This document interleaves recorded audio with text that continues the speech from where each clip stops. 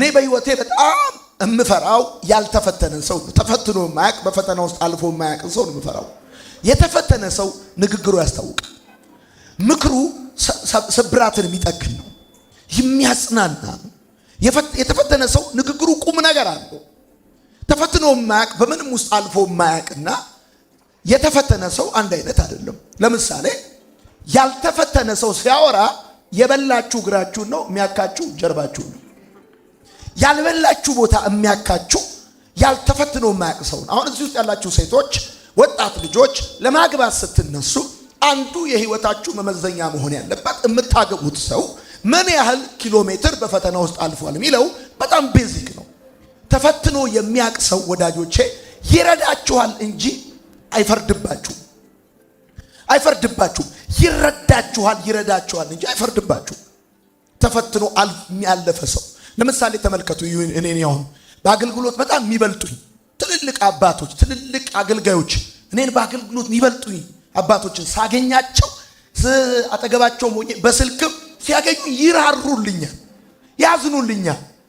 እና እነዚህ ለሰማይ የከበዱ በጣም ትልልቅ የሚባሉ አባቶች ገብቷል። ተፈትኖ ያለፈ ሰው እና ልክ ካንተ ጋር ጎረምሳ ትከሻ ለትከሻ የሚለካካ ወሬው እኩል አይደለም። አሁን በደንብ ማወቅ አለባችሁ። ያዕቆብ እንደዚህ አለ፣ በፈተና የሚጸና ሰው አለ የተባረከ ነው አለ። ምን ማለት ነው? በፈተና የሚጸና ሰው የተባረከ የሚለው ልንገራችሁ። በፈተና የሚጸና ሰው የተባረከ ነው ማለት የማይከፋው፣ የማይናደድ፣ የማያለቅስ እንደ ኮንክሪት እንደ ስልክ እንጨት ወይም እንደ ደረቅ እንጨት ድርቅ ያለ ምንም የማይሰማው ማለት አይደለም። በፈተና የሚጸና ሰው ማለት የማያለቅስ ሰው ወይም ደግሞ የሆነ ምንም የማይሰማው ደረቅ የሆነ ሰው ማለት አይደለም። በፈተና የሚጸና ሰው ማለት ትርጉም የማይቀይር ሰው ማለት ነው። ዲፊኒሽን የማይቀይር ሰው ማለት ነው። ጠዋት ወርቅ ያለውን ከተፈተነ በኋላ ጨርቅ የማይል ማለት ነው። ጠዋት አንበሳ ያለውን ከፈተና በፊት አንበሳ ያለውን፣ ከፈተና በፊት አይሚሲው አይኪሲው ያለውን ከፈተና በኋላ አይኪሊው የማይል ማለት ነው። በፈተና የሚጸና ሰው ማለት ዲፊኒሽን የማይቀይር ቋንቋ የማይቀይር ማለት። ለምሳሌ ዋይፍ እዚህ ያለች የተገናኘ ነው እንዴት እንደሆነ ብዙ ጊዜ ስናገር በቴሌቪዥን ሰምታችኋል። እኔና ሚስቴ ስንገናኝ እኔ ረጅም ቲሸርት አድርጌ፣ ቲሸርቱ እዚህ አካባቢ ነው፣ አንገቱ እዚህ ድረስ የሚደርስ ነው። ምን ብሏል ሲንገለይ እየመጣው እየሄድኩ መስል ሰው ነበርኩ። ገብቷል። ከዛ ተገናኘን፣ በቃ አብረን መኖር ጀመር። በብዙ ፈተና ውስጥ አልፈናል። ከመጋባታችን በፊት አንተ የእግዚአብሔር ሰው ነህ ብላኝ፣ ከተጋባንና ስትፈተን ግን የዚህ ሀገር ሰው ነህ ብላኝ። በፈተና የሚጸና ሰው ማለት ሲፈተን በከባድ ሁኔታ ውስጥ ሲያልፍ የማይከፋው፣ የማያለቅስ፣ የማይናደድ በቃ የሆነ ነገር ቅር የማይለው ሰው ማለት አይደለም። በፈተና የሚጸና ሰው ማለት ስፍራውን የማይለቅ፣ በፈተና የሚጸና ሰው ማለት አመለካከቱን የሚያስጠብቅ። ገብቷል። ለምሳሌ ተመልከት። እኔን ኢዮብ ከብዙ መከረኛ ሰዎች የሚለየው ኢዮብ መከራ ውስጥ ገብቶ ሲወጣ፣ መከራ ውስጥ ከመግባቱ በፊት ስለ እግዚአብሔር የነበረው መረዳት ከመከራውም በኋላ ማስጠበቅ መቻሉ። የብዙ ሰዎች ችግር ከመከራ መውጣት አይደለም፣ መፈተንና ለመፈተን አይደለም። የእግዚአብሔር ዋነኛ አልቲሜት ጉዳይ፣ ዋነኛ ጉዳይ ምንድን ነው? የሆነ ሁኔታ ውስጥ ልትገቡ ትችላላችሁ። ከዛ ሁኔታ ስትወጡ ግን መውጣታችሁም አይቀርም። ከዛ በፊት ስለ እግዚአብሔር የነበራችሁ መረዳት ከዛም በኋላ አስጠብቅ። አሁን አንዳንድ ሰዎች እግዚአብሔር ጌታዬ ነው፣ አባቴ ነው፣ አዳኜ ነው፣ ንጉሴ ነው ብለው ልክ ሲፈተኑ እሱ ነው የሚያቀኝ እኔ አላውቅም ይላል። እኔ አላውቅም። በፈተና የሚጸና ሰው ማለት ዲፊኒሽን የማይቀይር፣ ስፍራ የማይቀይር፣ አቋሙን የማይቀይር ሰው ማለት በፈተና የሚጸና ሰው ማለት። ልትፈተኑ ትችላላችሁ፣ በአንድም ይሁን በሌላ። የጠበቃችሁት ነገር ቀርቶ ያልጠበቃችሁት ነገር ሊመጣ ይችላል። ወዳጅ ሊከዳችሁ ይችላል። ያመናችሁት ክብራችሁ፣ ልጅነታችሁን፣ ብዙ ነገራችሁን የሰጣችሁት ሸብረክ ሊል ይችላል። የምትወዷቸውን ሰዎች ካጠገባችሁ ልታጡ ትችላላችሁ። በእናት በአባት በወንድም በልጅ በባል በብዙ ጉዳይ በዛ ማጣቱ ልታልፉ ትችላላችሁ።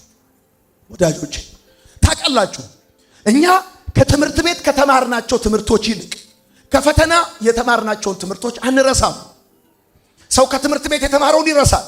ከትምህርት ቤት የተማራችሁት ትምህርት አሸዋ ላይ እንደተጻፈ ነው። ከፈተና የተማራችሁት ትምህርት ግን አለት ላይ እንደተጻፈ ትምህርት አትረሱትም።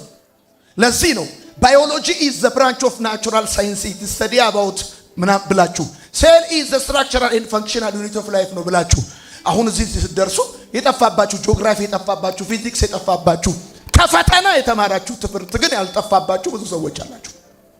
እግዚአብሔር አምላክ የመደበላችሁን ትምህርት የምታገኙት በዋነኛነት በህይወት መንገድ በመታልፉባችሁ ፈተና ውስጥ ነው። መታልፉባችሁ ፈተና ውስጥ ነው። አሁን በዚህ ከሰዓት የምነግራችሁ በቀረውስ በጌታና በኃይሉ ችሎት የበረታችሁ ሁኑ ተብሎ እንደተጻፈ በፈተና የሚጸና ክርስቲያን ስደት ሊኖር ይችላል፣ ተግዳሮት ሊኖር ይችላል፣ ማግኘት እንዳለ ማጣትም ሊኖር ይችላል፣ ትወደዳለህ፣ ሌላ ጊዜ ልትጠላት ይችላል። አሁን ብዙ ሰው ለምንድን ነው ትንቢት የሚፈልገው እንዲጸለይለት የሚፈልገው? እግዚአብሔር በትንቢትም በጸሎትም በኩል ይሰራል።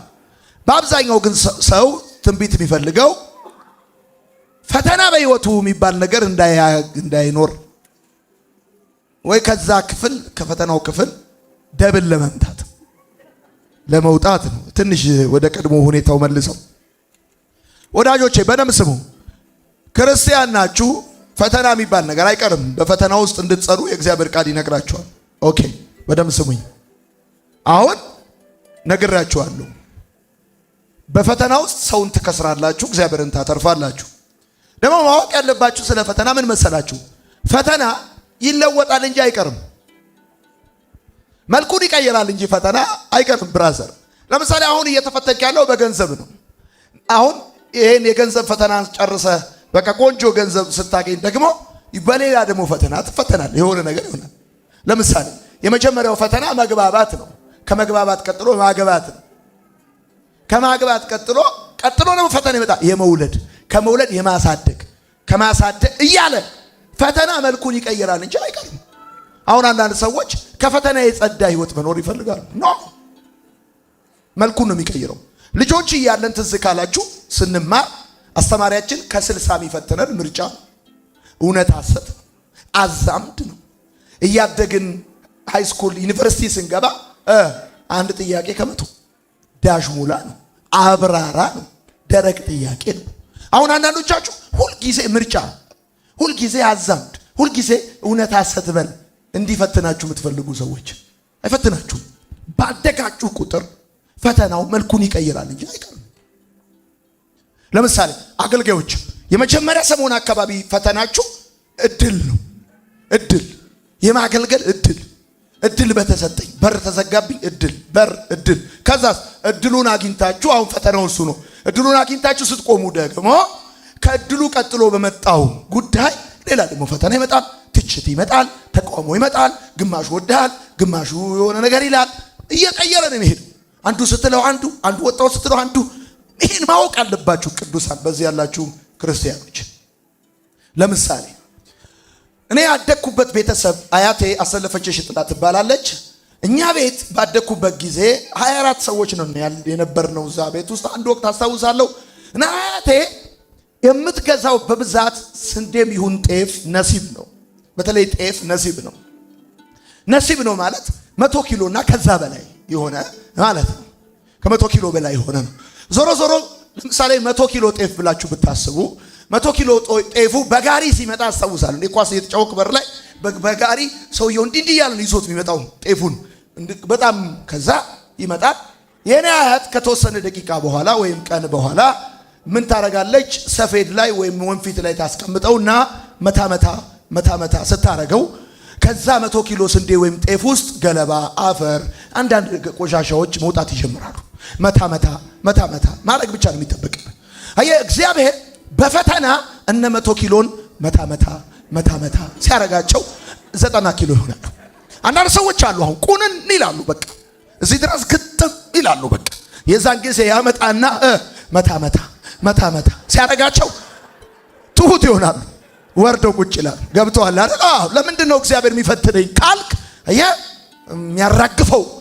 የሚያራግፈው ነገር ስላለ ሊያራግፍ ሲፈልግ የማያስፈልግ የማይጠቅም ለምንም የማይሆን ለትዳር፣ ለሥራ፣ ለአገልግሎት፣ ለምናምን የማይሆን ካራክተር፣ ባህሪ፣ ምናምን አስተሳሰብ ላይ ምናምን ገብቷል ትንሹ የሆነ ነገር አንድ 3 ሳምንት ምናምን የሆነ ነገር ስታረግ ምናምን በቃ ካፈር ከትቢያ አንዳንድ ሰዎች አይተ ከሆነ ቸርች ውስጥ ተጸልዮላቸው ከመሬት ተነስቶ ምናምን እግዚአብሔር ባርኳቸው የሥራ በር ከፍቶላቸው ምናምን ከዛስ ቸርች አንመጣም ብለው ቁንን ይላሉ። በቃ እሁድ ቀን ጂም ነው የሚሄዱት፣ ሚስታቸው ነው የሚልኩት እነሱ። ከዛ ብድግ ያደርግና መታ ሲያረጋቸው ፓስተር ይላሉ፣ ፓስተርዬ ይላሉ። ገብቷል አይደል? ቸርች የሚባል ነገር እንዳለ ሊያስታውስ ሲፈልግ ያረጋቸው። ገቢዎች ቢሮን ያመጣና መታ በኢየሱስ ስም እኔ አላልኩም ገቢዎች ቢሮ ምን ነው አለዚህ ነው። አሁን አንዳንድ ሴቶች በቃ ጸልይልኝ እንዳገባ ምናምን ይላሉ። ከዛ እንጸልያለን ያገባሉ። ከቸርች ይቀራል አይመጡ አመጪማ መታ ሲያረጋት ትመጣለች። መታ ሲያረጋት ትመጣለች። ገብቷል? አሁን ምን ልፈልጌ ነው? ጌታ ይባርከኝ ወዳጆቼ። ወርቅ እሳት ቢጠላ አፈር ሆኖ ይቀር ነበር። ወርቅ እሳት ቢጠላ አፈር ሆኖ ይቀር ነበር። ፈተና የሚጠላ ሰው ለሚቴሊው ሰው እንዲሳካለት ከፈለገ አንድ መጥላት ያለበት ነገር ምቾቱን ነው። ምቾቱን የሚወድ ሰው በፍጹም ሰክሰስፉል አይሆንም። ወርቅ እሳት ቢጠላ ብዙ ሰው ታውቃላችኋል፣ ፈተና ይፈልማል። ቻሌንጅ እኔ አሁን እንደዚህ የምለብሰው ሚከራይ ሚዜ ስለሆንኩ አይደለም፣ የሥራ ልብስ ነው። ምንም ቻሌንጅ የሌለብኝ ምንም በቃ ሁሉ ነገር ሙልት ምናምን ያለልኝ ምናምን ነው የሚመስላቸው፣ ግን አይደለም። አንድ መካኒክ ቱታ እንደሚለብሰው የሥራ ልብስ ነው፣ የሥራ ልብስ ነው። በሚቀጥለው ቀን ከረባት አድርገን ስታዩን ስንስቅ ሲያዩን ታውቃለህ። ይግድኔ ስንስቅ ካካ ምናምን ብለን ስንስቅ ሲያዩን በመሰረቱ ልንገራችሁ ይሁኝ እኔ አንድ ፈተና ካቅማችሁ በላይ ሲሆን ማስለቀስ አቁሞ ማሳቅ ነው የሚጀምረው። ፈተና ካቅም በላይ ከሆነ ማልቀስ ታቆምና መሳቅ ትጀምራል።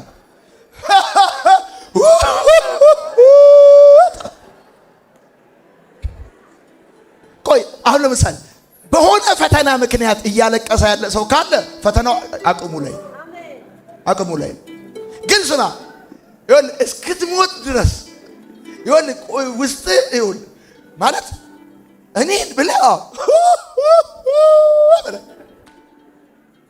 ምንም አለ።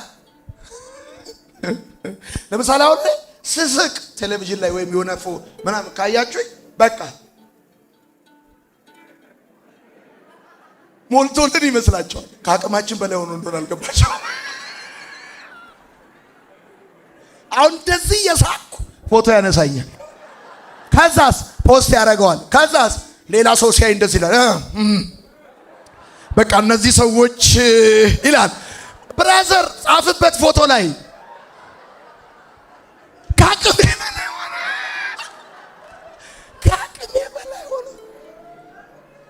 ለምሳሌ ኢኮኖሚው፣ ትምህርት ቤቱ፣ ትራንስፖርቱ፣ የቤት ኪራዩ፣ ብዙ ነገሩ የውስጡ ያውጭው።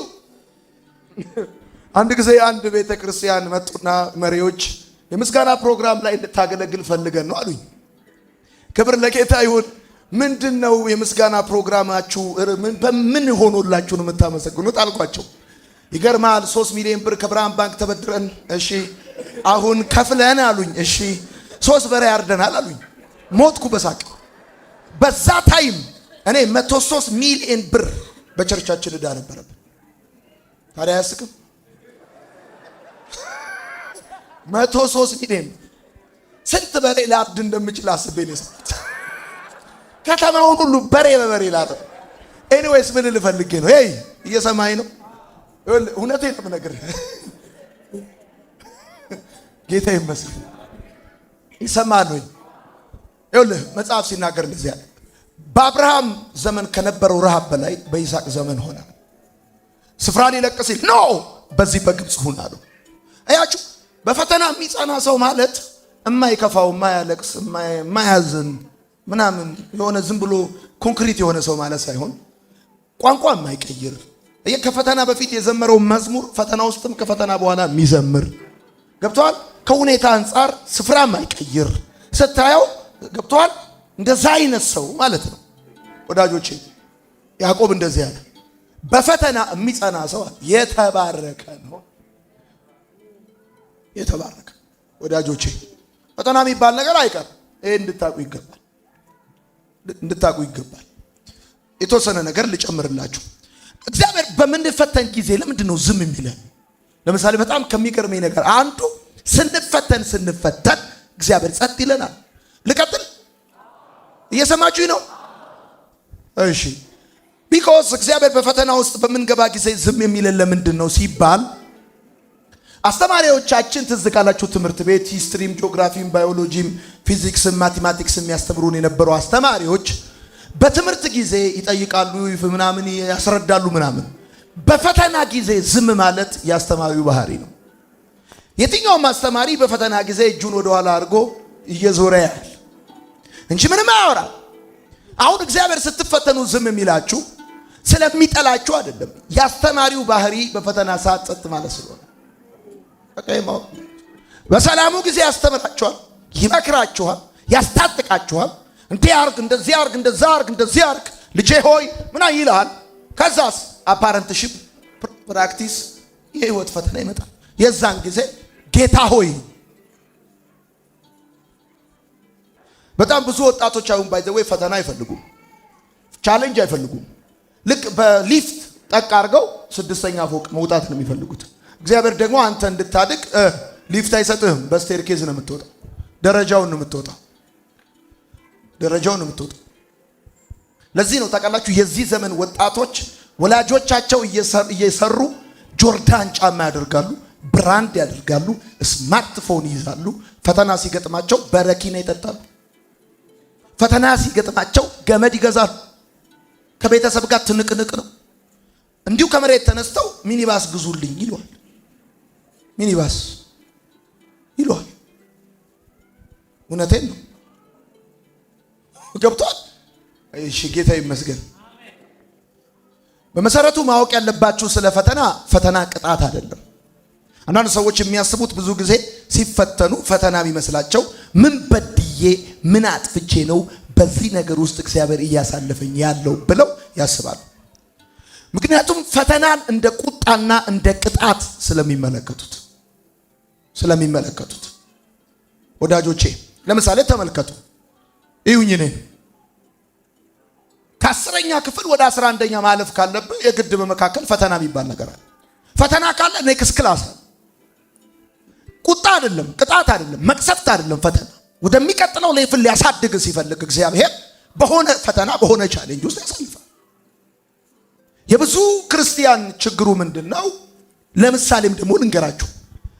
በዲስታንስ ከመሄድ ይልቅ ዲስፕሌስመንት የሚፈልጉበት አቋራጭ የሚፈልጉበት ምክንያት በመንገዳቸው ሄደው የእግዚአብሔር ሐሳብ ጋር ከመምጣት ይልቅ በአቋራጩ ሄደው የሆነ ነገር መያዝ የሚፈልጉት ማለትም ጠብቀው ይስሐቅን ከመውለድ ይልቅ በአቋራጭ እስማኤልን ያመጡና በራሳቸው ላይ ጦርነት ይከፍታሉ። ፈተና ቁጣ አይደለም፣ ቅጣት አይደለም ወዳጆቼ። በደንብ ይሁን።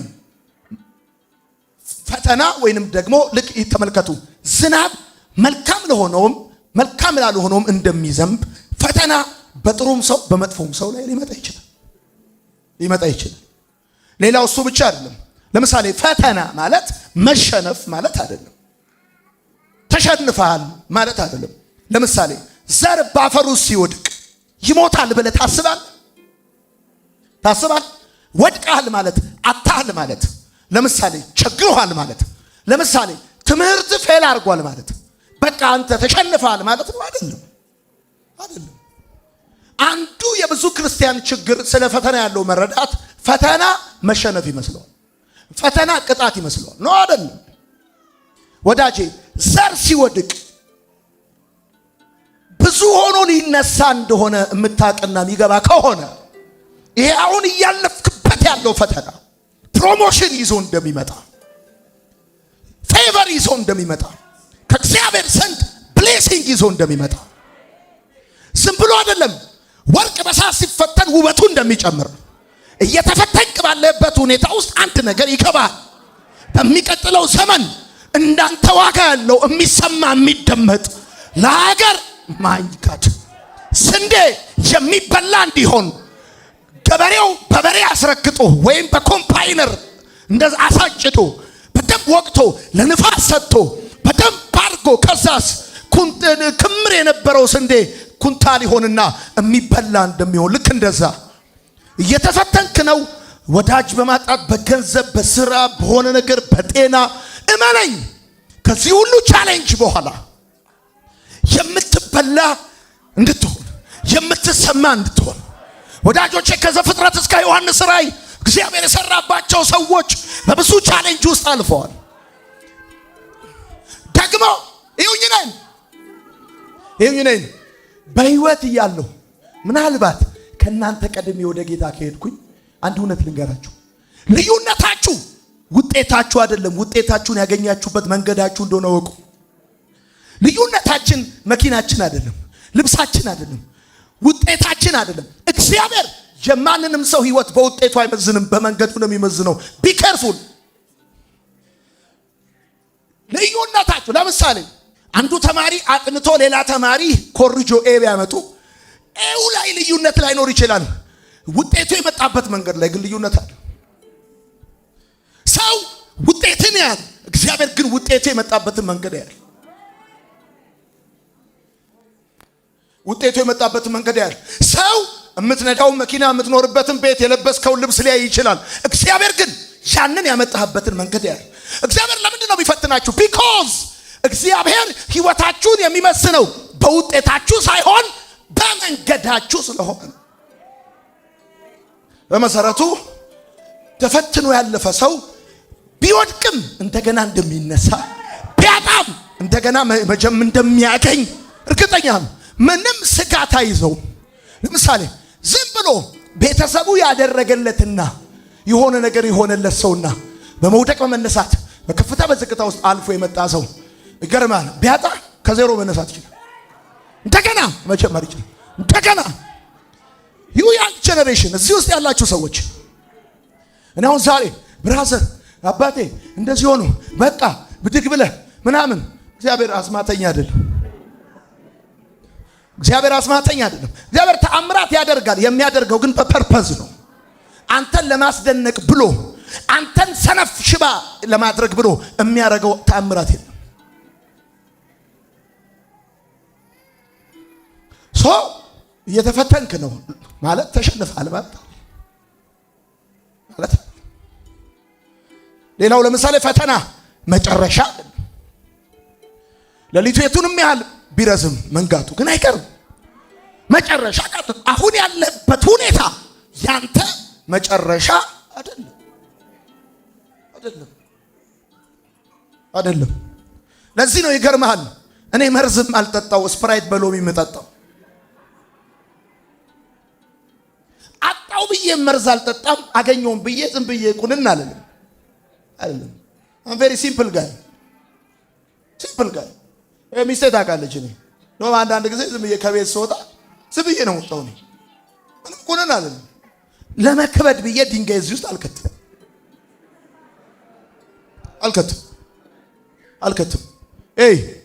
አልከትም። በመሰረቱ የኢትዮጵያ ሕዝብ የተባረከ ነው። በመሰላል ያወጣል። ከዛስ እስክትወርድ አይጠብቅም። መሰላሉን ይዞት ሄዳል። ከፈለክ በዚህ መመለስ ትችላለህ። ከወዲሁ ራስን አውርደ ብትለማመድ ይሻላል። ትፈተናል። አሁን እኮ ብዙ ሰው ታውቃለህ፣ ብዙ ሰው በማጣት ብቻ አይደለም የሚፈተነው፣ በማግኘትም ይፈተናል። በመሰረቱ ብዙ ኢትዮጵያዊ ያው በማጣት ነው። በነገራችን ላይ ማጣት ተጠቅልለ እንድተኛ ያደርጋል። ማግኘት ግን እንደ ፌንጣ ከዚህ አዋሳ እንድትዘልን የሚያደርግ ስፓርታከስ ነኝ እንድትል ያደርጋል። ማንንም አልሰማም ምናምን እንድትል ያደርጋል። ሶ ብራዘር ስማኝ፣ ይሄን እየተፈተንክ ነው ማለት መጨረሻክ ነው፣ በቃ ይሄ ማብቂያ ነው ማለት አይደለም። ይሄን ቻፕተር 1 ሲዘጋ ቻፕተር 2 እንደሚከፈት ለምሳሌ ኤልያስ በረሃቡ ጊዜ ምን አለ? ወደ ኮረብታው ሂድ፣ ወደዛ ወደ ፋፋው ሂድ፣ ወደ ወንዙ ሂድ፣ እዛ ቁራ ይመግባል አለው። ከዛስ እዛ ይመግበው ጀመር። ይሁኝኔን በኮራት ፋፋ ኤልያስ እየተመገበ እየበላ እየጠጣ ቁራ እያመጣለት ከዛ ውሃው ደረቃል። ውሃው ደርቋል ማለት ህይወት እዛ ጋር ያበቃል ማለት አይደለም። አንዱ ታምራት ሲያቆም ሌላ ታምራት ይጀምራል ማለት ነው። ለምሳሌ ዛሬ ማታ ባረኳችሁ አዲስ ታምራት የሚጀምርላችሁ ሰዎች አሉ። የሰማኝ ሰው ካለ ቸሬ ወስዷል፣ እሱ ወስዷል። አዲስ ታምራት ከዚህ በፊት አይታችሁት የማታውቁት አዲስ ታምራት በኢየሱስ ስም ይሆናል። ይውልስ የኮራት ፋፋ ውሃ አልቋል ደርቋል ማለት መጨረሻክ ነው ማለት አይደል። በኮራት ፋፋ በዛ ቁራ ያመጣ በመሰረቱ ቁራ ያመጣው ሰጋ የእስላም ነው የክርስቲያን ነው አይባልም። ዝም ብለህ ብላ በኮራት ፋፋውና ቁራ በሚያመጣው ምግብ የተወሰነ ሲዝን ኖሯል። አሁን አንዳንድ ሰው ለቅሶ ምንድነው? ደረቀብኝ ኖሬ ነው። አሁን ኮራት ፋፋ አለ፣ ውሃ አለ፣ ቁራ አለ። በቃ እሱ ሲደርቅ ሲቆም ሌላ ሴት ደግሞ ተዘጋጅታለች። የሰማኝ ካለ ሌላ ደግሞ ተዘጋጅቷል። የሰማኝ ሰው ካለ ልባርካችሁ እዚህ ቤት ላላችሁ ሰዎች አዲስ በር በኢየሱስ ስም ይከፈታል። እናንተንና ልጆቻችሁን የሚያስቀጥል አዲስ የእግዚአብሔር ተአምራት በኢየሱስ ስም በሕይወታችሁ ይሆናል፣ በሕይወታችሁ ይሆናል፣ በኑሯችሁ ይሆናል። አሜን። ይሆነ ኢትስ ኦኬ። ከስራ ተባረሃል፣ የሆነ ነገር ተበላሽቷል፣ ወይንም ደግሞ ወዳጄ ልክ እንደ ኮራት ፋፋ ውስጥ እንዳለ ወንዝ የሆነ ነገር ቆሟል ማለት አልቆልሃል ማለት አይደለም። ከስራል ማለት አልቆልሃል ማለት አይደለም። ትምህርት ቤት ፌል አድርጓል አልቆልሻል ማለት አይደለም። የሆነ ነገር አልቆልሃል ማለት አይደለም። ይዊልሲ በቅርብ ጊዜ ውስጥ አዲስ ተአምራት በሕይወትህ ይጀምራል። ኢትስ ኦኬ። በዘወይ እዚህ ተረጋግቼ ነው የማወራው።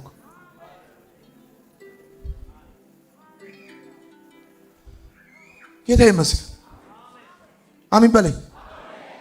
ይጀምራል አዲስ ደግሞ ታውቃለህ። ኤልያስ ሄደው እፍኙ ዱቄት፣ ጥቂት ጭራሮ፣ ትንሽ ዘይት ምናምን ሁለት እናትና ልጅ ሁለት ሰዎች በዛ ቤት ወሰደው። ሄዳል እዛ አለች፣ እዛ ተመግባለች።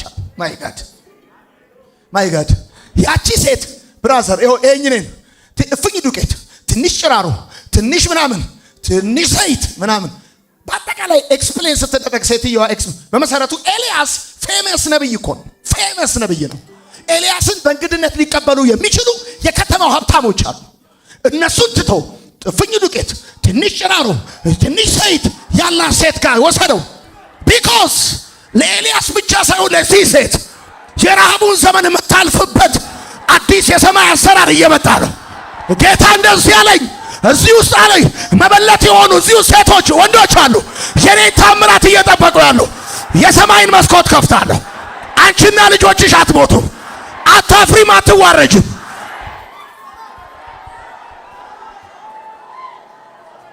ኢየሱስ ጌታ አሜን። ተቀበለችው። ይሄን ተናግሬ ወደ መልእክቴ ሐሳብ ልመለስ። ስማ፣ ሰው በረሃብ ዘመን የቤተሰቡ ቁጥር ይቀንሳል። የእሷ ግን በረሃብ ዘመን ቁጥሯ ጨመረ። 2 ነበረች 3 ሆነች። ኤልያስን ጨመረች። እንደውም እነግርሃለሁ፣ ኑሮ እየተወደደ ሰው የቤተሰቡን ቁጥር ይቀንሳል። አንተ ግን ኑሮ እየተወደደ የቤተሰብን ቁጥር ትጨምራል። ከዚህ በፊት ተረዳቸው የነበሩ ሰዎች 3 ከሆኑ አሁን 5 ይሆናል። ታስተምራቸው የነበሩ ሰዎች 2 ከነበሩ አሁን 2 ጨምራ 4 ይሆናል። ሰያመ እንጀራችን ያለው ዲግሪያችን ውስጥ ሳይሆን በእኛና በእግዚአብሔር መካከል ባለው ኪዳን ውስጥ ነው። የሰማይን መስኮት ይከፍታል። አኑሮ አሳይቶናል፣ አግዞ አሳይቶናል። በኢየሱስም ሕይወት ይቀጥላል እና ትፈተናለህ ማለት መጨረሻክ ነው ማለት አይደል። ዩ ያንግ ጄኔሬሽን እዚህ ውስጥ ያላችሁ አሁን ወጣቶች፣ ወንዶች፣ ሴቶች የሆነ ፈተና ምናምን ሲገጥማችሁ በቃ ኢየሱስ ስም እኔ ከዚህ በኋላ ቃኝ ምን ይላል? ሄድ በቃ ሞቴ ነው በቃ ይላል። የሆነች ልጅ እንዳለች ምን ሆንሽ አልኳት። በቃ ትላለች ራሱን ሻሽ አስራ በቃ ትላለች። ምን ሆንሽ? ተወኝ ማ እጮኛዬ። ምኑን ነበር የምትወጅለት? ፉጨቱን አለች። የጎረምሳ መንፈስ። ታዲያ የሚያፏጨው ከሄደ የሚዘምረው ይመጣል። ምን ሆነ ነው አንተ? ጌታ ምስክሬ ነው። ኢትስ ኦኬ ይመጣል። አሜን። እንደውም እንደዚህ ይኸው እዚህ ቤት ያላችሁ ሰዎች እግዚአብሔር ምስክሬ ነው።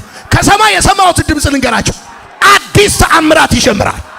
ከዚህ በፊት ኖራችሁ የማታውቁበት ተአምራት ይጀምራል። ይውልሲ ታላችሁ ይጀምር። ኢየሱስ ጌታ አሜን ይባላል። ስራ በነበረ ጊዜ ያልኖርከው ኑሮ ስራ አቁማል ትኖራል። ይውልሲ አስማተኛ ማይኖረው ኑሮ ነው የምትኖር። ኢየሱስ ጌታ በፈተና የሚጸና ሰው አለ። ፈተና ድክመት አይደለም፣ ቅጣት አይደለም። ፈተና መጨረሻ አይደለም፣ የመሸነፍ ምልክት አይደለም ወዳጅ። እሺ መጨረሻ አይደለም። ኢትስ ኦኬ። እሱ ብቻ አይደለም። ለሚቴል ደግሞ ልንገራችሁ ወዳጆቼ፣ እኔ በጣም የምታወቅበት አንድ ቃል እኮ አለ ታውቃላችሁ። ሴቶች እናት የሚሆኑት 50 60 70 ዓመት ሃፒ በርዝዴ የሚሉት 3 ሰዓት 3 ቀን አመጣው ነው። የ3 ቀንና የ3 ሰዓት ምጥ ነው የ60 ዓመት ልደት የሚወጣው። ኢትስ ኦኬ ኢትስ ኦኬ ኢትስ ኦኬ።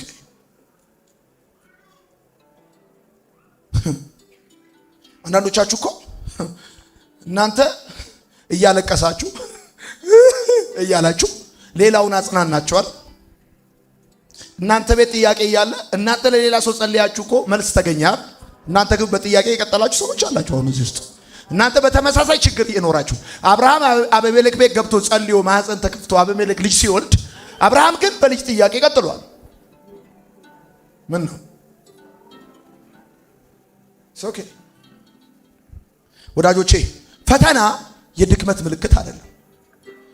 ጠንካራ ሰዎች ፈተና እንደማይፈተኑ የሚያስቡ ብዙ ምስኪን ሰዎች አሉ። ይገርማል። በጣም ጠንካራ የምትላቸው በጣም ተምረዋል እግዚአብሔርን ይወዳሉ የምትላቸው ሰዎች ሁሉ ይፈተናል። እንደውም ይገርማል፣ እነሱ እንደውም ካንተ የሚለያቸው በጣም የሚያስገርም የሚያስደነግጥ ፈተናዎችን አልፈዋል። ምናልባት በምታልፍበት የፈተና የቻሌንጅ ሁኔታ ደካማ ስለሆንኩ ነው፣ አቅመቢ ስለሆንኩ ነው፣ እኔ በቃ ምስኪን ነኝ፣ እኔ ምንም አልበቃም እንዳትል። ፈተና የጥንካሬ ማሳያ አይደለም። ጠንካራ የሚባሉ ሰዎችም ይፈተናሉ። ሌላው ፈተና መግቢያ ብቻ አይደለም፣ መውጫም አለው። መውጫም አለው። ለምሳሌ ልንገርህ፣ በፈተና የሚጸና ሰው የተባረከ ነው አለ መጽሐፍ። ለምን? ምክንያቱም ፈተና መስታወት ይሄኝ ነው መጽሐፍ እንደዚህ ያለ ሰው ፊትህን ያያል አለ፣ እግዚአብሔር ግን ልብህን ያያል አለ። ይሄ የማይታየውን ልብ የሰውን ልብ የምታይበት መስታወት ፈተና ይባላል። ሰዎች የማይታየው ውስጣቸው ወደ መታየት የሚመጣው አንተ በምታልፍበት ፈተና ነው። እደግመዋለሁ፣ ፈተና የሰውነት የውስጥ መስታወት ነው። የውስጥ መስታወት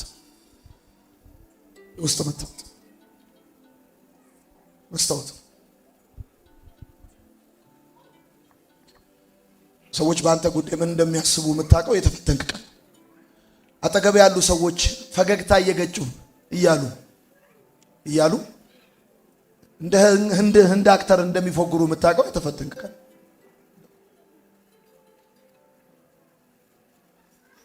ፈተና መስታወት፣ ራስህንም ሰውንም የምታይበት መስታወት። ሰው ለካ እንደዚህ ነው የምትልበት መስታወት። እሱ ብቻ አይደለም፣ ፈተና ታውቃለህ፣ በተማሪ እጅ እንዳለ መቅረጫ ነው። ቅርጽ ያደርጋል፣ ያስተካክላል፣ ቅርጽ ያደርጋል። አሁን እኔ እዩኝ ነኝ ይኸው ቀና የዛሬ 10 ዓመት ስታቁኝ በማርሴል ቴሌቪዥን 9 ዓመት 8 ዓመት ቀጭ ነው እየተዘላችሁ ይገርማል። ከዚህ በፊት እኮ ስሰብክ እኔ መድረኩ አይበቃኝም። አንዴ ወደዛ፣ አንዴ ወደዚህ፣ አንዴ ወደዛ፣ አንዴ ወደዚህ እያልኩ ስፈተን ስቀንስ አሁን እዚህ ጋር ነኝ ያለሁት። ድሮ ገረም ነበር እነ ጋሽ ተስፋዬ ጋቢሶ ከፑልፒቷ ጋር ለምንድን ነው ዞር ማይሉት ብዬ። ለካ እየተፈተኑ ፑልፒቷ ጋር መተው ቆመው ነው። ገብቷል። ከዚህ በፊት ዝም ብለህ ታረግ የነበርክ ሰው እየተፈተንክ ስትመጣ አሳድረን እንየው ትላለህ። አሳድረን እቺን ነገር አሳድረን እንያት ከባለቤቴ ጋር ልማከር። ድሮውን አትልም። ሁለቴ ሶስቴ መታ ሲያረግ አሁን ቶሎ አትወስንም። ከባለቤቴ ጋር ልማከር ትሰበሰባል። መቅረጫ ቅርስ ቋንቋ ይጣፍጣል፣ ውሎ ኤቭሪ ነገር ይጣፍጣል። ቆንጆ ነው የምትሆነው። እሱ ብቻ አይደለም ፈተና ታውቃለህ፣ የማንቂያ ደውል ነው። አንዳንድ ጊዜ በቃ የሆነ ሁኔታ ይመቸንና መተኛት መሰላችሁ እንዴ እናንኮራፋለን። የሆነ ነገር ውስጥ ገብተን በቃ ሊያት ከዛስ በፈተና መታ ሲያደርገን የሳር ተጠንቅ አሳርፍ ፈተና። ለምሳሌ ይሄን የዱር እንስሳቶች ይሄን ሳር ሲግጡ አይታ የዱር እንስሳቶች ይኸውልህ አንዴ ጋጥ ያደርጉና ሁለቴ ጋጥ ጆሮአቸው በዙሪያቸው በላተኛ አለ። ንቅ ነው የሚያደርጋቸው፣ ንቅ ነው የሚሆኑት። ፈተና የማንቂያ ደውል ነው። የሆነ ሁኔታ ውስጥ ገባና ፍዝዝ ስትል ልክ ስትፈተን ንቅ ትሆነ። ጌታ ሆይ ማንቂያ። እኛም አንተኛ እኮ ስንተኛ አራት ለምሳሌ ፈተና ዘር ነው። ቅበራው ይበቅላል። ክብደት ነው አንሳው፣ ፊዚካልን ያስተካክለው። ቁልፍ ነው ክፈትበት። ተልኮ ነው ተሸከመው። ፈተና እንደዛ ነው። ሰዎች በፈተና ውስጥ በሚገቡ ጊዜ አንዴ ብርቱ፣ አንዴ ጠንካራ፣ አንዴ ጎበዝ፣ አንዴ ደካማ፣ አንዴ መንፈሳዊ፣ አንዴ ስጋዊ ይሆናሉ። መጀመሪያ አካባቢ ለመካድ ይሞክራሉ። ከዛስ ይንገዳገዳሉ፣ ወደ መቀበል አዝማሚያ ይመጣሉ። ከዛ አይናቸው ይከፈታል። ትንሹን ትልቅ አድርጎ ማየት ይጀምራሉ። ትልቁን ትንሽ አድርጎ ማየት ይጀምራሉ። ከዛ ይለወጣሉ። ዋናውን ሐሳብ ተናግሬ ወደ ጸሎት ገባለሁ። አሁን እሺ፣ በፈተና ጊዜ በዙሪያችን ያሉ ሶስት ሰዎች ብላችሁ ጻፉ። በፈተና ጊዜ በዙሪያችን ያሉ ሶስት አይነት ሰዎች። የመጀመሪያዎቹ ሰዎች በፈተና ጊዜ በዙሪያችን ያሉ የመጀመሪያዎቹ ሰዎች በማንኛውም ሁኔታ ውስጥ ብገባ ይደርሱልኛል ብለን የምንጠብቃቸው ሰዎች ናቸው። ይደርሱልኛል ብለን የምንጠብቃቸው ግን እንደ ጥላ የሚሄዱ ታውቃላችሁ። በፈተና ጊዜ ይደርሱልኛል ይረዱኛል ብለን የምንጠብቃቸው ሰዎች ቃላቸው ቁስል ነው፣ ዝምታቸው እሳት ነው፣ መገኘታቸው ሸክም ነው። በጣም ኤክስፔክት የምታደርጓቸው ሰዎች በፈተና ጊዜ ሳያዩ ይፈርዳሉ፣ ሳይረዱ ይናገራሉ፣ ሳይቆሙ ይደክማቸዋል፣ ከሌሎች ጋር ያወዳድሯቸዋል፣ ሳይሰጡ ኤክስፔክት ያደርጋሉ። ወዳጆች እነዚህ ሰዎች ልክ እንደ ከረባት ልባችሁን ያረዝመው ወደ ታች ያወርዱታል።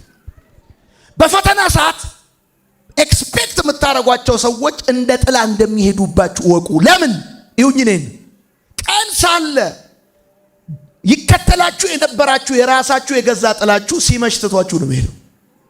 በፈተና ጊዜ እንኳን ሰው የገዛ ጥላም ይከዳል። ሲመሽ እንኳን ሰው የራስም ጥላ ይከዳል።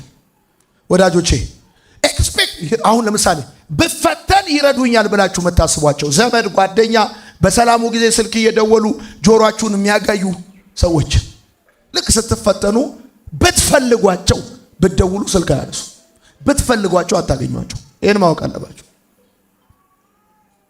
ልባችሁ በዚህ ምክንያት መጎዳት የለበትም። ግን ሌሎች ሰዎች አሉ፣ ጻፉ። የማትጠብቋቸው ሰዎች ደግሞ አሉ። ልክ እንደ ንጋት ፀሐይ የሚመጡላችሁ ቃላቸው መድኃኒት፣ ዝምታቸው መጽናኛ፣ መገኘታቸው ብርታት የሆነ ሰዎች አሉ። ውለታ አድርጋችሁላቸው ማታቋቸው፣ አንድም ቀን አግዛችኋቸው ማታቋቸው፣ ሳይነገራቸው የሚረዱ፣ ሳይፈርዱ የሚሰጉ፣ ዝም ብለህ ስታወራ አይፈርዱብህ፣ ሳይደክሙ የሚቆሙ፣ ሳይጠየቁ የሚሰጡ ሰዎች አሉ። እነዚህ ሰዎች ከእግዚአብሔር ዘንድ ናቸው፣ ይመጣሉ። ወዳጆቼ የማይሸሹ የማይክዱ ትርጉም የማይለወጡ በቁጣ የማይጠፉ አንተ ተፈተነ ስታጉረመርምና ስትቆጣ ተተው የማይሄዱ ሰዎች አሉ። አንኤክስፔክትድ የሆኑ ሰዎች በህይወታችሁ ውለታን አርጋችሁላቸው በዘር በሃይማኖት የማታቋቸው በፈተና ቀን እግዚአብሔር ልኮ ከችም ያረጋችሁ ሰዎች። ፈተና ጊዜ ይመጣል ብለህ የምትጠብቀው ግን አይመጣም። ይገርም አይመጣም። ልክ ፈተናውን ስትጨርስ ይመጣል። አንኤክስፔክትድ ሰዎች አሉ ደግሞ የሚመጡ ምንም ውለታ። ለምሳሌ ከኢየሩሳሌም ኢያሪኮ ሲሄድ የወደቀው ሰውዬ ካህኑ መጣ ትቶት ሄደ። ይሄ ካህኑ ሊያነሳው ኤክስፔክት የሚደረግ ሰው ነው። ሌዋዊው ሊያነሳው ኤክስፔክት የሚደረግ ሰው ነው። ሳምራዊውስ ኤክስፔክት የማይጠበቅ ሰው አነሳው። አህያው ላይ አረገው፣ ቁስሉ ላይ ዘይት አፈሰሰለት፣ ገዝታውስ ከፈለለት። ልባርካችሁ ከፍ አድርጉ ልጆቻችሁ። ዘንድሮ ያልጠበቃችኋቸው ሰዎች በኢየሱስ በተአምራት ቅባት ይዘው ደጃችሁ ላይ ከተፍ ይላል። ያልጠበቃችኋቸው ሰዎች ከእግዚአብሔር ዘንድ ደግሞ እድሜ ለኔ ይበል ቀና አወጣሁለት በማይል ሰው በኩል ይረዳል። ሴ አሜን። ይመጣል። ኢየሱስ ጌታ አሜን ነው። እኝነን ዳዊት እንደዚህ ያለ አይኖችን ወደ ተራሮች አነሳዋል፣ ረዳቴ ከወዴት ይምጣ ከወዴት ይምጣልና እንደዚህ ያለ ተራራ ያለው ኪሊማንጃሮ ራስ ዳሽን አይደለም። ተራራ ያለው በወቅቱ ስልጣን፣ አቅም፣ ገንዘብ የነበራቸው ሰዎች ናቸው። ረዳቴ ያለ ሰማይና ምድርን ከሰራ ከእግዚአብሔር ዘንድ ነው። ከእግዚአብሔር ዘንድ ነው አለ እንጂ እግዚአብሔር ነው አላለም። ለምን? እኔን ለመርዳት ብር ያለው ሰው፣ ባለስልጣን ሰው፣ ዘመዴ የሆነ ሰው አይደለም እኔ ሊረዳኝ የሚችለው። ሰው ብር ስላለው ዘመዴ ስለሆነ እኔን አይረዳኝም። ስለማቀው አይረዳኝም። ውለታ ስላረኩለት አይረዳኝም። ሰውየው የግድ ከእግዚአብሔር ዘንድ መሆን አለበት። አንተ ከእግዚአብሔር ዘንድ ካልሆንክ ከኔ ጋር መቆም አትችልም። ከእግዚአብሔር ዘንድ ነው መሆን ያለበት። ስለዚህ አሁን በፈተናችሁ ጊዜ ቤተሰብ አልረዳኝም፣ አጎቴ አልጠየቀኝም ምናምን ብለህ እንዳትቀየም። የሥራ ጸባይ ነው። ደግሞዋለሁ፣ የሥራው ጸባይ ነው። ያገለገልከው ሰው ለሚረዳ፣ የጠቀምከው ሰው ለሚረዳ፣ እማትጠብቀው ሰው ከተፍ ይላል። እኔ አሁን አንድ ጊዜ መልካም ወጣት ላይ የሆነ ሙስሊም መጥቶ 700 ሺህ ብር ሰጠኝ። በቃ ለምሳሌ መልካም ወጣት ላይ ብዙ ጊዜ የሚረዳኝ አንድ ወዳጅ አለኝ፣ ኦርቶዶክስ ነው። ኤቭሪ ይር ይረዳኛል። ኤቭሪ ጴንጤዎቹም ይረዱኛል፣ ግን በአብዛኛው ሐሳብ ነው የሚረዱኝ። ሐሳብ ይረዱኛል፣ አስተያየት ይረዱኛል። ሰው ጴንጤ ስለሆነ አይረዳኝ። ምን ልፈልግ ነው? እምታውቀው ያገለገልከው ሰው አይረዳም። ኤክስፔክትድ መቃጠል የለብም፣ መጨስ የለብም፣ መንደድ የለብም። ሌላ ሰው እድሜ ለኔ ይበል ቀና አወጣሁለት የማይል ከውለታ ከዝምድና ከዘር የማይነሳ የሆነ ቅባት የያዘ ሰው ዘንድሮ መንገዳችሁ ላይ ያገኛችኋል። የሆነ ሰው ድንገት የሆነ ቀን እንደዚህ ይላችኋል፣ ፔድ ተከፍሏል። ሴ አሜን። ይረዳችኋል። አሜን ነው ወይ? ፈተና ሊኖር ይችላል፣ ግን ደግሞ እግዚአብሔር አምላክ መውጫ መንገድ አለ። ይሄንን ሶስተኛዎቹ ሰዎች ለምሳሌ የመጀመሪያው ሰው የምትጠብቀው ኤክስፔክት የምታደርገው የጸለይክለት ያገለግልከው በጭንቅን የደረስክለት የሆነ ቀን እንደውም የሆነ ገንዘብ ሁሉ አይዞ ብለህ የሰጠው ከዛስ እሱ ይመጣል ብለህ ከጠበቅ ልብ እንደ ሸክላ ተሰብሮ ቁጭ ተወሱን የማትጠብቃቸው ሰዎች ይመጣል። ሌሎች አሉ ደግሞ የምታውቃቸው የሚያውቁ የማያውቁ ሰዎች ታውቃቸዋለህ፣ ያውቁሃል ግን አያውቁም። በቃ በዙሪያ ታዛቢ ሰዎች አሉ። ይለዋል ሲያዩ ቸግሯል እኮ ይለዋል። ፈተና ውስጥ ነው ያለው፣ ሰላም ነው ፒስ ነው ይለዋል። ታዛቢ ሰዎች አሉ በዙሪያ። ይሄንን እንደውም አይጠይቁም። ብትወፍር አይጠይቁም፣ ብትከሳ አይጠይቁም፣ ብትቀላ አይጠይቁም፣ ብትነጣ አይጠይቁም። ዝም ብሎ የሚሉ ይሄ ሰውዬ ምን ሆኖ ነው ኪሎ የቀነሰው አይሉ። ቆረ ቀላ፣ ከሳ፣ አገኘ፣ ወጣ አልወጣ ጉዳያቸው ያልሆኑ ሰዎች አሉ። ዝም ብሎ የሚኖሩት ከተማ ውስጥ አንድ ቸርች ናቸው። ሰላም ሄዳ ይለዋል። እንደዚህ አይነት ሰዎች አሉ። እበለኝ ልባርክ ነው፣ ልባርክ ነው። እግዚአብሔር ምስክሬ ነው። ዳዊት ምርኮ ተወስዶበት ሲወጣ የሆነ ሰውዬ መንገድ ላይ ያገኘው አንድ ግብፃዊ እየመራ ወሰደው አለ። ዘንድሮ እባርካለሁ ኮምፓሱ እጅ ይገባል። መንገድ ላይ ይሄድክ እያለ የጠፋብህ ነገር የት እንዳለ የሚጠቁም ኮምፓስ እጅ ይገባል።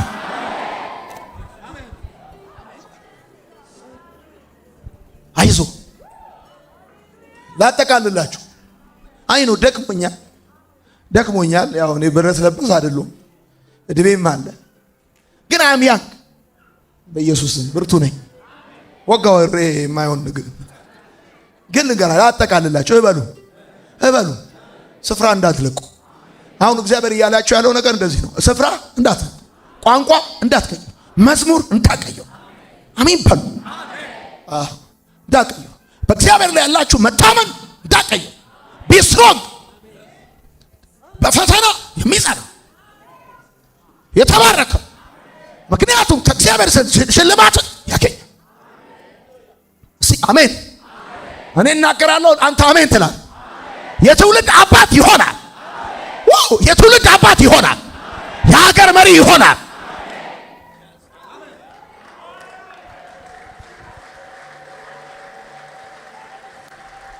ለምሳሌ ስማኝ፣ ወይ ኢየሱስ በጣም የምወደውን አንድ ምሳሌ ልንገርህ። እበን በፈተና የሚጸና ሰው ማለት ምን ማለት ሰው መሰለህ? በፈተና የሚጸና ሰው ማለት ብዙ ጊዜ በአይሮፕላን ሲሄድ የሚያጋጥመኝ ተርቡላንስ አለ፣ የአየር ንቅናቄ። ከዛ ፕሌኑ ይላል ይንገጫገጫል። እና በዚህ ጊዜ ካፒቴኖቹ ቀደም ይሉና እንደዚህ ይላሉ፣ ክቡራንና ክቡራት መንገደኞቻችን የተወሰነ ንቅናቄ ሊኖር ስለሚችል ቀበቷችሁን ታጠቁ፣ የበረራ አስተናጋጆች ሚሏችሁን አድርጉ ሆና ይላል። የተወሰነ ንቅናቄ ሊኖር ስለሚችል ይላሉ። ይኸውልህ የተወሰነ ንቅናቄ ሊኖር ስለሚችል ብለው ያንዳንዱ ቀን ንቅናቄ ወደ ላይ ወደ ታች፣ ወደ ላይ ወደ ታች፣ ወይኔ እያልክ የምታልፈው ንቅናቄ ነው። ዝም ብሎ እንዳይመስል ወደቅን እያልክ የምታልፈው እሱ ምን ይላሉ?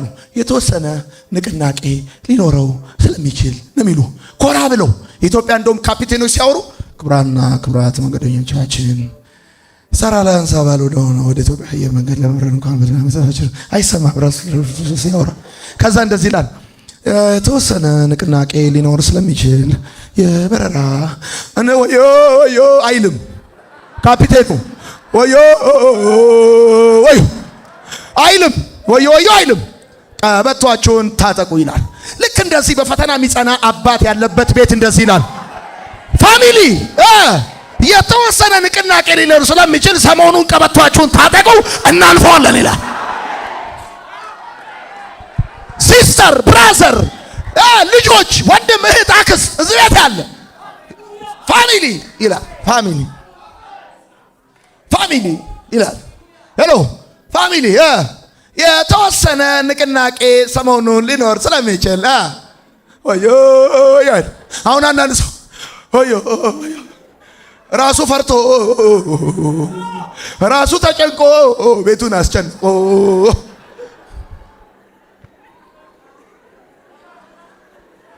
አንዳንድ ሚስቶች አሉ። አሁን ይኸውልህ አንዳንድ ደግሞ ሚስቶች አሉ። አይዞ ናልፈዋል። ኦኬ ትላንት ካፈር አይደል የተነሳን ከዜሮ አይደል የጀመርነው። ኦኬ ሰሞኑን ቢቸግረን ብታጣም እንደገና እንጀምረን እንደገና እንይዘዋለን ይላል። በጌታ በኢየሱስም ታልፉታላችሁ። አሜን ይባላል። አሁን ቸርች ውስጥም አሉ። በቃ ቸርችና መካከለኛው ምስራቅ ተረጋግቷል ነው እንጂ ሰላም ነው አይባልም። በየጊዜው ችግር አለ። ቤተ ክርስቲያን 6 ወር ሰላም ብትሆን 6 ወር 5 ዓመት ሰላም ብትሆን የሆነ 5 ወር የሆነ ንቅናቄ አለ። አሁን አንዳንድ ሰው አለ ቸርች ውስጥ ልክ ቸርች ውስጥ የሆነ ችግር ሲፈጠር ወዮ ሰምታችኋል ሰምታችኋል። ወይኔ ቸርች ዘንድሮ አለቀለት ይላሉ። አንዳንድ ሰው አለ ደግሞ ኦኬ ቀበቷችሁን እንታጠቃለን፣ የተወሰነ ንቅናቄ ሊሆን ይችላል። ፓስተር አይዞ እናልፈዋለን፣ እንወጣዋለን፣ እንሻገራለን። ሴ አሜን። እዚህ ያላችሁ ሚስቶችን ባሎቻችሁን የሆነ ተርቡላንስ ቻሌንጅ ምናምን ኪሳራ ችግር ምናምን መከዳ የሆነ ነገር በፈተና የሚጸና ሰው የተሻረ ቀን እንደተሾመ ነው የሚሰማው። ይገርም የተሻረ ወይኔ የተባረረቀ የሸጠ ቀን የገዛ ያህል ነው። ለዚህ ነው ላለው ነው ጊዜ ክርስቲያን ብቻ እኮ ነው ታውቃለህ። ከሥራ የተባረረበትን ደብዳቤ ይዞ መጥቶ ቸርች የሚዘምረው ክርስቲያን ብቻ። ጌታ ምስክር ሸጦ የገዛ ያህል። እውነቴን እኮ ባለፈውም ጊዜ ተናግሬ በቴሌቪዥን ከሰማችሁ የቤተሰቡን አስክሬን እየተከተለ የሚዘምር ክርስቲያን ብቻ። ለምን? የክርስቲያን ደስታው ሁኔታው ላይ አይደለም፣ ከመንፈስ ቅዱስ የሆነ ደስታ። ሴ አሜን። ኦኬ ኦኬ። በፈተና የሚጸና ሰው ማለት እንደዛ አገር ለቆ የሚጠፋ አይደለም፣ መርዝ የሚጠጣ አይደለም፣ ገመድ የሚገዛ አይደለም፣ መዝሙር የሚቀይር አይደለም። ኢትዮጵያዊ እንኳን አክሩፎ እንዲሁ ፊቱ ረጅም ነው። ፈተና ሲገጥም ፊት እንዲ ዶንኪ ፌት እያስመሰው ይያራ ኦኬ።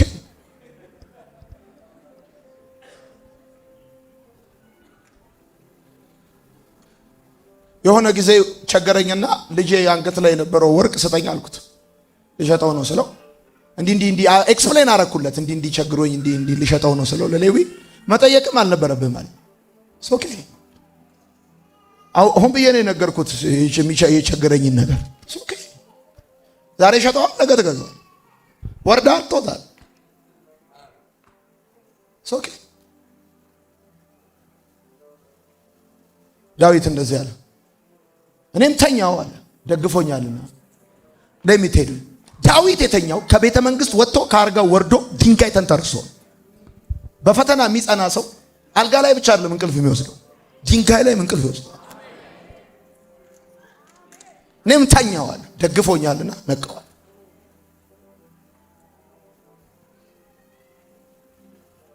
በፈተና የሚጸና ሰው ይገርምሻል፣ አት ኤኒ ታይም እንቅልፍ ይወስዳል። ያውቃል ፈተናው መጨረሻው እንዳልሆነ፣ የሽንፈት ምልክት እንዳልሆነ ያውቃል።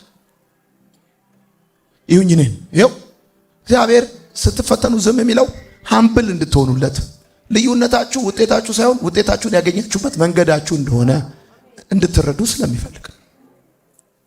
በዚህ ምድር ያለው ነገር ሁሉ አጭር የሚቀጥል ነገር አለ። ወርቅ በሰዓት በተፈተነ ቁጥር ዋጋው እንደሚጨምር ልክ እንደዛ። እኔ አሁን ለምን አወራው? እዚህ ውስጥ የሆኑ ብዙ ያንግ ልጆች አሉ፣ ወጣቶች አሉ፣ እናቶች አባቶች አላችሁ። ልክ ስትፈተኑ ይሄ ቆሽ ብላችሁ የምትሰበሩ አይደለም መሆን ያለባችሁ። ቢ ስትሮንግ እናቴ ወጥ ስትሰራ ወጡን እሳቱ ላይ ታቆየዋለች።